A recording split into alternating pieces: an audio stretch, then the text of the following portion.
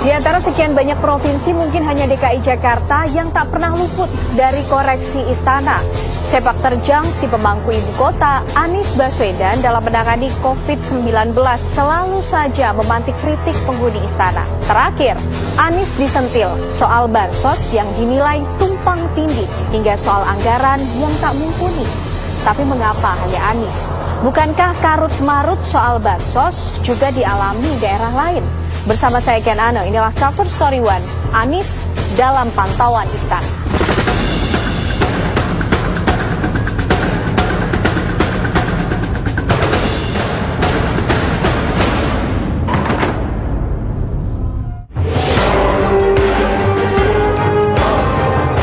Elit kembali riuh di tengah tanya rakyat kapan corona usai.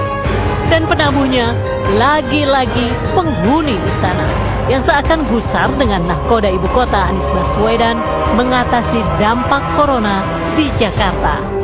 Mulai dari Menko PMK Muhadjir Effendi, sang Menko menyoroti penyaluran bansos di DKI. Muhadjir bahkan mengaku sampai menegur Anies. Dia bilang, saya dan Pak Gubernur agak tegang, saya tegur keras Pak Gubernur. Selain Muhadjir, Menteri Sosial Juliari Batubara juga menyindir Anies. Juliari menyebut penerima bansos di DKI tumpang tindih dengan pemerintah pusat. Menteri Keuangan Sri Mulyani juga tak ketinggalan.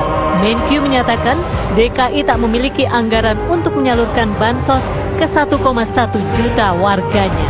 Sudah dilakukan kesepakatan antara DPR maupun pemerintah pusat bahwa penerima data bantuan sosial kepada masyarakat harus betul-betul data yang bisa dipertanggungjawabkan. Selama ini pemerintah DKI memberikan data-data kepada pemerintah pusat yang ternyata datanya sama seperti data yang diberikan bantuan sosial melalui APBD Provinsi DKI. Artinya ada double penerima bantuan sosial yang mendapatkan bantuan dari pemerintah DKI maupun dari pemerintah pusat. Sementara di sisi lain ada juga sebagian masyarakat yang belum menerima bantuan sama sekali. Tidak ada double. Yang terjadi begini, bantuan dari pemerintah pusat dimulai tanggal 20 April itu akan diberikan. Kemudian PSBB di Jakarta itu mulai tanggal 10 April. Jadi 10 April kita mulai PSBB, bantuan dari pusat tanggal 10, tanggal 20, maka di antara tanggal 10 dan 20 itulah DKI memberikan bantuan sembako. Dimulai tanggal 9, DKI membagikan, selesai di tanggal 25. Pemerintah pusat mulai tanggal 20, selesai di tanggal 6. Jadi, ini bukan pemberian bantuan sembako yang double, tapi pembagian untuk membuat mereka semua bisa mendapatkan pasokan pangan. Anies pun kini menepis berbagai tudingan miring lingkaran istana. Tangkisan Anies perihal warganya yang menerima bansos double, lantas ia imbangi juga dengan pengakuannya soal adanya penyaluran bansos yang tidak tepat sasaran. Jurus itu pun seakan dimaksudkan untuk membuka pikiran orang-orang. Belum lagi cara Anies mengangkat keberhasilan Pemprov DKI menyalurkan bansos dengan tingkat akurasi lebih dari 98% dinilai kian mempertebal pertahanan dirinya. Jadi, di mana kelirunya? Di dalam pelaksanaannya, 98,4% itu tepat sasaran. Ada 1,6% yang tidak tepat sasaran. Dan saya sampaikan ini dari sejak 2 minggu lalu. Bayangkan tanggal 7 April kita memutuskan PSBB dimulai tanggal 10, langsung dalam 2 hari menyiapkan bansos untuk 1,2 juta orang. Bila tidak memiliki basis data yang baik, tidak mungkin errornya hanya 1,6. Kalau basis datanya lemah, errornya bisa 30%, bisa 20%, errornya 1,6 dengan persiapan 3 hari. Tolong kita juga harus maklumi, kondisi seperti ini pemerintah itu, baik pusat maupun daerah harus bertindak cepat. Tidak bisa kita mau menyempurnakan data 100% baru action. Yang terjadi apa? COVID-nya selesai, bantuannya baru datang. Ya, yang dibutuhkan itu sekarang adalah action cepat dari pemerintah. Nah, pada saat action cepat, data ada yang kurang sempurna itu wajar. Jadi tidak perlu dijadikan permasalahan yang segala-galanya. Jadi yang penting itu kita action cepat sambil menyempurnakan data. Diakui posisi DKI yang begitu strategis ibarat gula yang mengundang semut-semut elit beradu kepentingan. Alhasil, prioritas rakyat pun terkesan kerap diminta memberi jalan bagi kepentingan-kepentingan itu melintas. Sebenarnya gubernur itu sudah merupakan wakil pemerintah pusat di daerah. Semua yang dari pusat itu mestinya diserahkan kepada gubernur sebagai wakil pemerintah pusat untuk melaksanakan tugas itu. Jadi nanti kan tinggal dibagi saja. Peranan birokrasi kita dalam melaksanakan ketentuan perundang-undangan itu yang agak rancu gitu. Nah, ini sebab apa saya lihat bahwa banyak pihak secara tidak sadar memanfaatkan masalah penanggulangan COVID-19 ini untuk aspek-aspek lebih pada aspek-aspek politisnya daripada aspek-aspek tugas dan kewajiban pemerintah untuk melindungi masyarakatnya. Kekompakan itu belum terlihat antara pemerintah pusat dan pemerintah daerah. Ini kegagapan ini memang harus diselesaikan sih. Polemik-polemik yang terjadi itu menurut saya jangan pernah keluar ke publik. Ini kan kocaknya nih, para pejabat kita ini senangnya itu cari panggung di luar untuk melakukan pembenaran bahwa mereka kerja dengan baik. Persoalan bansos yang tidak tepat sasaran tidak hanya dimonopoli DKI. Namun tetap saja gaungnya tak sekencang Jakarta. Jakarta menjadi pusat, Jakarta menjadi epicentrum.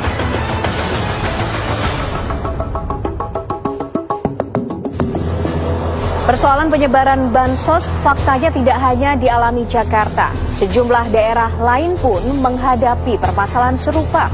Tapi mengapa hanya DKI yang seakan menyita perhatian?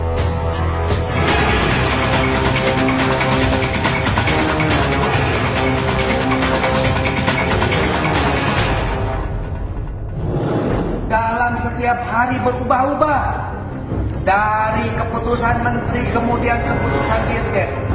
Mana hierarki perundang-undangan kita digunakan? Suami saya supir Jaklingko, udah berapa lama dia nggak narik-narik. Nah, saya sampai jualan kerupuk demi buat makan anak saya.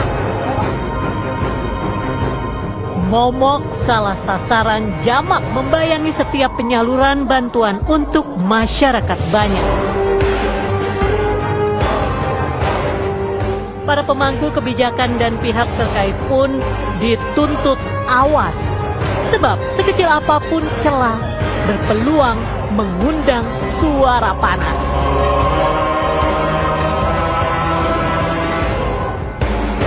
Di Jakarta, penyaluran bansos bagi terdampak corona bahkan diwarnai polemik sejumlah elit yang sebenarnya tak perlu terjadi. Kalau kita lihat dari pemerintah pusat sendiri kan kadang-kadang kita pusing juga gitu. Karena apa? Ada menterinya yang portofolianya tidak berkaitan dengan kegiatan ini, justru dia yang paling banyak bicara gitu. Jadi barangkali saya kira di sini diperlukan ketegasan dari Pak Jokowi sebagai presiden, sebagai pejabat tertinggi di Republik ini untuk menegaskan berbagai peraturan perundang-undangan yang sudah beliau bikin, termasuk Perpres yang mengatur tugas dan fungsi masing-masing menteri, masing-masing pejabat tinggi negara. Sekarang ini waktunya adalah duduk kemudian memberikan pelayanan terbaik kepada masyarakat. Jangan lupa bahwa pemerintah daerah itu adalah perpanjangan dari pemerintah pusat yang ada di provinsi termasuk DKI. Karena itu memang waktunya bagi kita tidak ada lagi untuk menjadikan suasana ini menjadi suasana yang harus diperdebatkan, tetapi apa yang menjadi kebijakan Bapak Presiden dan pemerintah pusat itu bisa dan benar-benar dilaksanakan di bawah.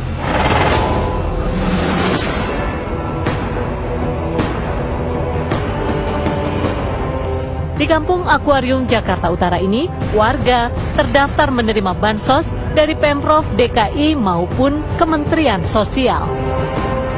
Sepintas mendapat 2 paket bansos terdengar berkah. Tapi apa iya bantuan itu benar-benar sanggup mengatasi kesulitan warga?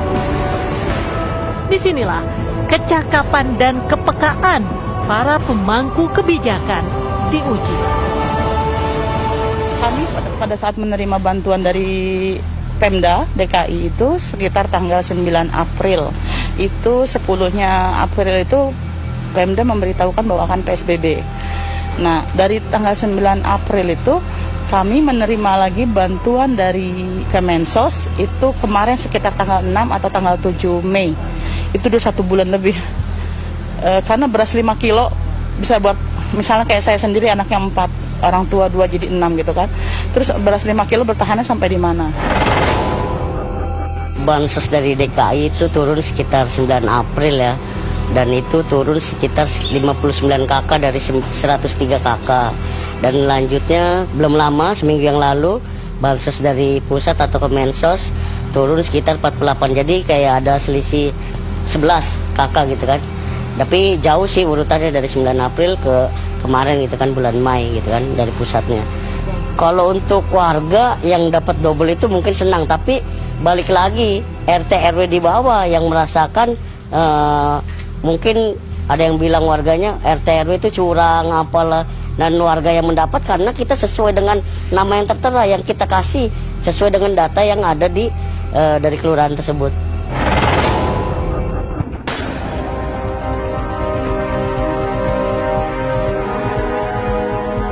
Di luar DKI, sejumlah daerah juga menghadapi keruwetan penyaluran bansos. Di Jawa Barat misalnya, penerima bansos bahkan tercatat sudah meninggal dunia. Sedangkan beberapa lainnya telah pindah alamat rumah. Meski begitu, tetap saja persoalan di Jakarta lebih mencuri perhatian.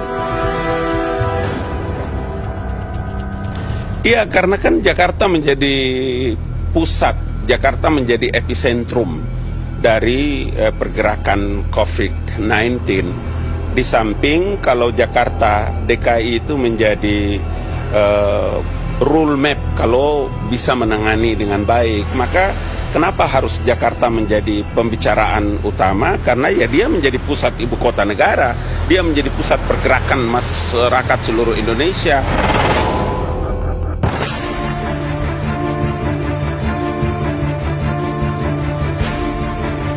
Selain masalah akurasi, penyaluran bansos juga ditengarai rawan ditunggangi beragam kepentingan. Parade bansos pun disebut-sebut sebagai upaya membangun citra sejumlah elit. Benarkah?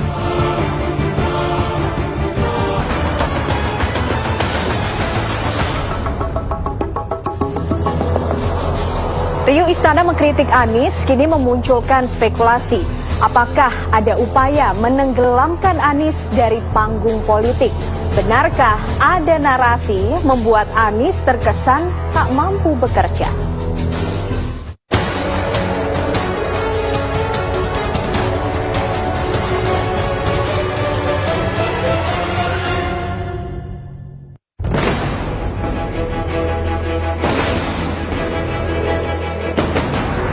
Sentilan 3 menteri terhadap Gubernur DKI Jakarta Anies Baswedan lagi-lagi menjadi pergunjingan politik. Mengapa hanya Anies? Bukankah data bansos di daerah lain juga bermasalah? Bahkan penyimpangannya lebih tinggi dari Jakarta.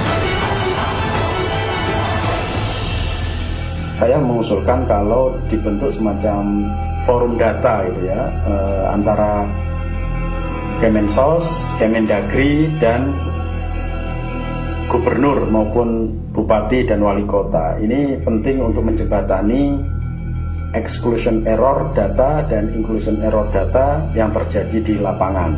Itu yang pertama. Yang kedua, pemerintah daerah sebaiknya segera melakukan realokasi terhadap anggarannya sesuai dengan keputusan bersama Menteri Dalam Negeri dan Menteri Keuangan yang mengamanatkan ada sekitar 50% belanja barang jasa dan 50% belanja modal untuk penanganan COVID ini.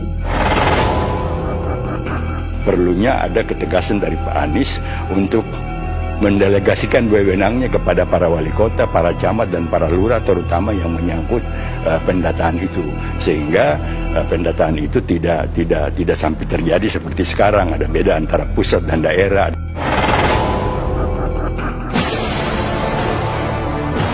Sejumlah kalangan pun kini menyebut kisruh data Bansos Jakarta dipolitisasi. Istana dinilai gerah dengan sepak terjang Anies selama menangani pandemi. Apalagi dalam wawancara media asing, Anies terkesan menyudutkan pemerintah pusat. Kalau saya sih melihat bahwa karena belakangan kan Pak Anies disebut-sebut sebagai gubernur yang akan maju ke depan gitu ya, dan saya kira nggak elok lah kalau urusan beginian ditimpahkan kepada urusan politik. Sulit kalau saya mengatakan tidak ada kepentingan politiknya. Kenapa? Yang pertama, mereka pejabat publik yang juga memegang kepentingan politik. Kenapa kemudian mereka defense? Mereka nggak pengen posisinya hilang kok. Mereka nggak pengen di reshuffle. Sementara si gubernurnya juga nggak pengen kehilangan kepercayaan dari masyarakat yang dipimpinnya. Kenapa cuma Anies Baswedan yang diserang? Karena dia yang paling seksi. Ya itu tadi, gubernur ibu kota kok. Tidak ada orang bisa main-main di ruang politik praktis dalam situasi hari ini. Ya, agitasi politik harus dihentikan.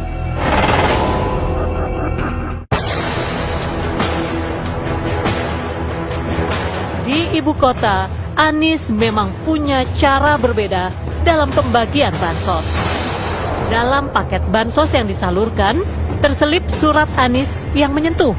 Tapi surat ini dinilai bagian dari kerja politik.